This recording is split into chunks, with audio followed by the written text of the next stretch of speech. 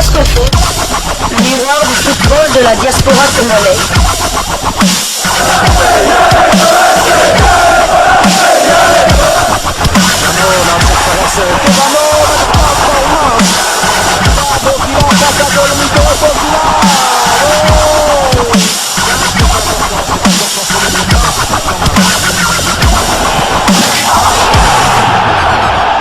Diascofoot, le miroir du football de la diaspora congolaise. Vous êtes sur Diascofoot, le miroir du football de la diaspora congolaise. Diascofoot vous dit bonjour, tout le plaisir est pour nous de vous retrouver, mais surtout de savoir que vous êtes nombreux en train de suivre votre chaîne YouTube dédiée uniquement aux footballeurs de la diaspora congolaise.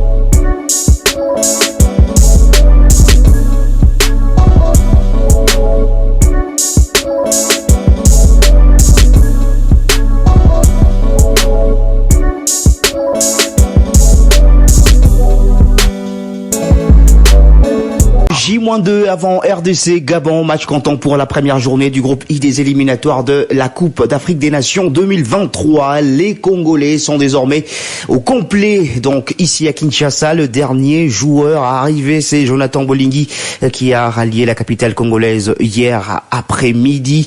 Il a pris part à la dernière séance d'entraînement, donc hier, avant celle d'aujourd'hui, puisque les Léopards vont s'entraîner également aujourd'hui à huis clos. Je vous propose d'écouter Nieskin Skebano, un joueur qui a pris part à la campagne des éliminatoires de la Coupe du Monde 2022. Vous le savez, la RDC n'a pas réussi à se qualifier à la Coupe du Monde 2022, éliminée par le Maroc lors des barrages, avec notamment une lourde défaite, 4-1, enregistrée lors du match retour à Casablanca.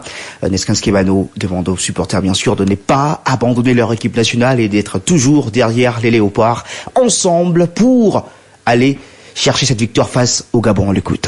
C'est important de tomber. Pour moi, quand tu tombes, ça veut dire que tu essaies de faire quelque chose de nouveau. Et voilà, maintenant on est tombé, on doit se relever pour trouver les ressources et répartir du bon pied, comme on dit. Et un petit message par rapport aux supporters. Ils sont toujours de cœur avec vous. La campagne du mondial était un échec, mais ils croient encore à vous pour cette campagne de la CAN. Nous, ça nous fait plaisir parce qu'on sait qu'ils seront toujours derrière nous, quoi qu'il arrive. Même si on est tous déçus, nous aussi on est déçus au même niveau qu'eux. Donc on espère qu'ils seront toujours avec nous pour les bons résultats du Congo. Que ce soit le Gabon, que ce soit une autre équipe en face, nous on doit faire bon visage pour les débuts de cette compétition et c'est tout ce qui nous intéresse, peu importe l'adversaire à côté. Voilà, c'est là donc Nieskin Skebano qui est milieu de terrain de la République démocratique du Congo. Et hier, le ministre des Sports et Loisirs, Serge Chamonkonde, s'est entretenu avec le joueur pour leur faire voir justement l'importance de cette rencontre contre le Gabon de ce samedi 4 juin, 17h, au stade des Martyrs de la Pentecôte. Un match très important, oui, pour les Léopards qui doivent bien entamer ces éliminatoires. Eux qui n'ont pas pris part à la dernière édition de la Coupe d'Afrique des Nations au Cameroun. Donc voilà, la RDC qui doit absolument s'imposer pour mieux entamer ces éliminatoires, surtout face au Gabon. Le Gabon qui avait battu la RDC sur le score de 3-0 lors de l'avant-dernière journée des éliminatoires de la CAN 2021.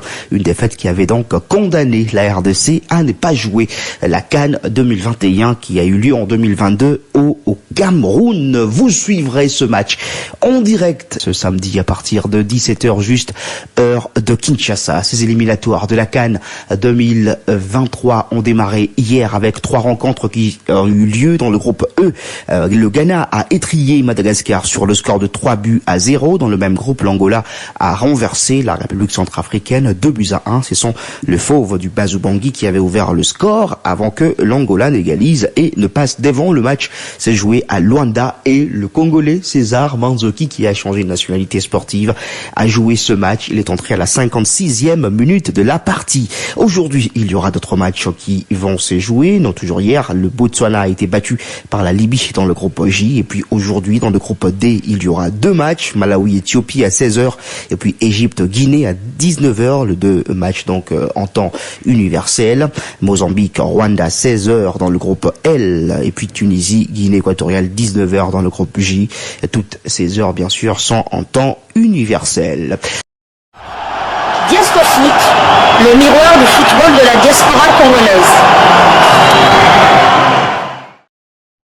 Attendu à Kinshasa dans la soirée du mercredi 1er juin 2022 en provenance de la France où ils étaient en stage de préparation, les Panthères gabonais qui étaient bloqués dans un aéroport français à cause d'une lenteur administrative arriveront à Kinshasa finalement ce jeudi 2 juin 2022. C'est l'information que nous donne la Fédération gabonaise de football, ce qui va un tout petit peu perturber cette équipe des Panthères qui vient en tout cas en conquérant ici en République démocratique du Congo pour essayer d'arracher un bon résultat, en tout cas pourquoi pas rééditer l'exploit des éliminatoires de la dernière édition de la Coupe d'Afrique des Nations qui s'était jouée au Cameroun avec ce 0 but partout réalisé ici à Kinshasa et un 3-0 infligé à la République démocratique du Congo au match retour. Ceci va un tout petit peu perturber les Gabonais, mais les joueurs sont bien évidemment des professionnels. Ces derniers étaient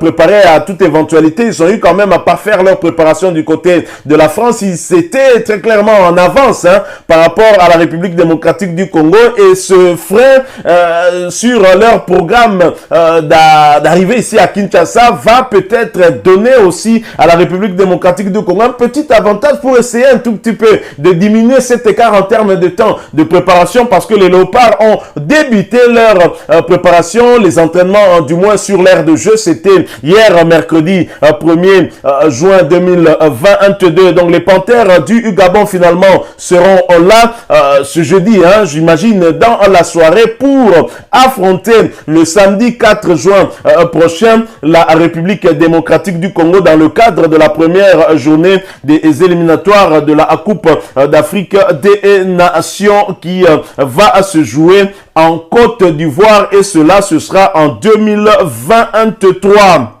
Et justement, toujours en rapport avec les Panthères et leur fin de stage en France, d'après en tout cas la Fédération gabonaise de football qui nous donne cette information, Patrice Neveu, le technicien français des Panthères du Gabon, s'était en tout cas montré plutôt satisfait de l'engagement physique de ses joueurs. Bon état d'esprit, bonne humeur. Le retour du défenseur central Apin Dangote au cœur de la défense gabonaise suscite la satisfaction de Patrice Neveu, déjà un preneur pour le dossard 9. L'héritage de Pierre-Emerick Aubameyang déjà assumé par Bou Mpenza qui va désormais porter le dossard 9. Il restera à Aaron de l'assumer sur le terrain. Pour rappel, Daniel Cousin avait laissé ce dossard à Pierre-Emerick Aubameyang sous le signe de la jeunesse. Bonne chance à Bou Mpenza. Bruno Ekole Manga veut à tout prix aider ses partenaires à Kinshasa. Blessé, le défenseur central et capitaine des Panthères fait tout pour se rétablir afin de jouer le premier match des éliminatoires de la CAN 2023. Le capitaine sait parfaitement que la suite passe par là avec la traditionnelle devise gagner tous les matchs à la maison et ne pas perdre à l'extérieur.